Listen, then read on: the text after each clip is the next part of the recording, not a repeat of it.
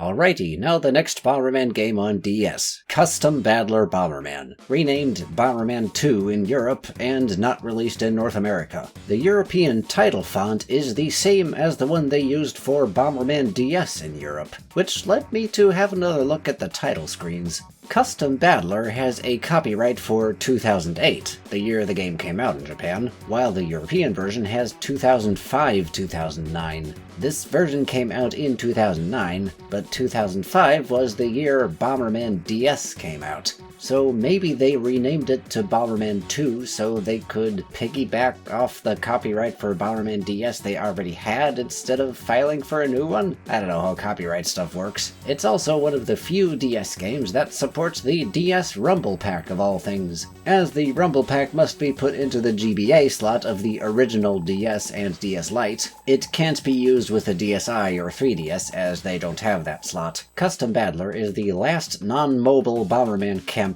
made by Hudson Soft before the Konami acquisition. Its main gimmick is focused around finding equipable armor parts scattered about the stages that give you different base stats and abilities. All of this carries over to the game's Versus mode. That is, from the main menu, don't choose Battle Mode, go for Mission Mode, and then Versus Mode to find the game's internal battle mode that uses the mechanics from the campaign. It goes up to 4 players. Sadly, there is no download play here, no online mode either, only multi-cart play. Every player has to have their own cartridge, and they have access to the parts that they unlocked on their cartridge. Furthermore, the Japanese and European versions aren't compatible with each other, so you have to make sure everyone is running the same regional version. This seems odd to me. The only difference between the versions besides language is that 3 of the special costumes were reskinned together with their ability icons. It's only a graphical change though, they are functionally identical, at least as far as I've tried. Seems to me they should be cross-compatible, but alas they aren't. There are 30 stages, 29 of which you have to unlock in the campaign, and if just one of the players has it unlocked, it will be available. With all the mechanics of the campaign available here, this is objectively the most mechanically extensive Bomberman battle game, outside of a certain fan game. But sadly, it's more obscure due to not being in North America and requiring everyone to have a cartridge. So much so that's, to my knowledge, the only existing footage of the Versus mode is from the trailer and from me, as of making this video. The only people I've heard of who have played the Versus mode themselves are myself, my sister, and some guy I met at a con recently. It would be amazing to explore this mode more, but I'd best be moving on to this game's battle pack. Here in the title screen, we pick battle mode and find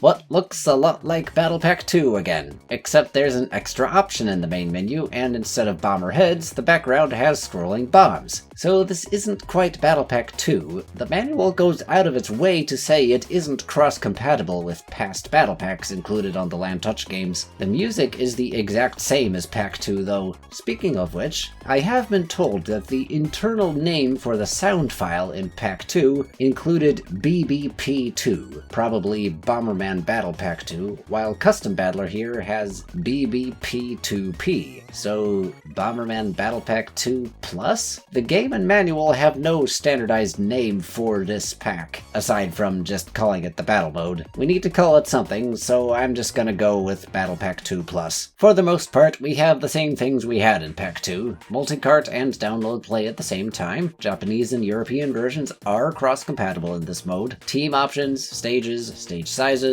random option, emotes. One new thing in the controls is that we can turn emotes off, which means we can't send them anymore, and when other players send them, we just won't hear it. The stages are the same names, same order, same music, same size variants. Skull bombs are here. There is one notable change though that kinda baffles me. Okay, so remember how in DS and Pack 1 there was a blocks stage, where if you die, you retain your colored blocks but are removed removed from the set or put in a revenge cart, and the zombie stage where if you're hit, you lose your colored panels and respawn. And then in Pack 2, there was only the zombie stage, though it was renamed Blocks. Well, here in Pack 2 Plus, it's sort of a combination of Blocks and Zombie, where if you're hit, you lose your colored panels, but instead of respawning, you end up in a revenge cart or are removed from the set. Revenge bombs can still color in panels, though. This rule applies to Dark Blocks too. Take a hit, lose your panels, end up in a revenge cart. Pack 2 had revenge carts disabled for the dark stages because you couldn't die, only respawn. Here in Pack 2 Plus, we see that if you're in a revenge cart, you can see the entire dark stage. This also carries over to star battles. Instead of losing your stars and respawning, if you're hit, you lose your stars and go to a revenge cart if it's turned on, otherwise you're removed. Again, in the dark stage, people in revenge carts can see the whole stage. I'm not sure why they tweaked this, but it is what it is. Our online has not changed either. Up to 4 players, host a game, or find out if a friend is hosting. We can check the ranking and see a different ranking than Pack 2. Now the manual specifies the rankings are updated every month. This was not specified in Pack 2's manual, so I can't say for certain if this is a change. Either way, when I updated, I saw these two fellows and myself in the rankings, so if any of these two people are watching, you guys are cool. In the Bomber Dojo, we have our domestic and world battles, and the new addition of Rival Battle, to fight against people with a similar ranking score. Other than that, it's the same. Stage is selected randomly, only small variants. If one player disconnects, their character is still in the lobby but dies instantly. Oh yeah, and offline, if one person disconnects, everyone gets an error again. Let's look at our biggest addition here on the main menu. Bomberman for beginners. There aren't many Bomberman tutorials out there, so among the few official ones, this is one of the best along with the one from Blast in Japan. Through 26 small lessons grouped into 3 chapters, we are taught some very basic things like placing bombs, avoiding them, throwing it around the world, kickstop, good stuff. And we have some more renditions of the battle music from the game, including one from the Generation battle music.